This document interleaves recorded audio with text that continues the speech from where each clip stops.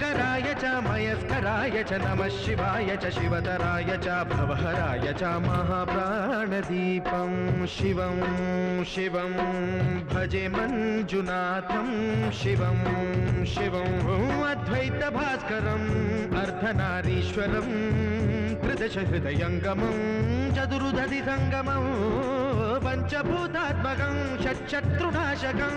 सप्तस्वरेश्वरं अष्टसिद्धीश्वरं नवरसमनोहरं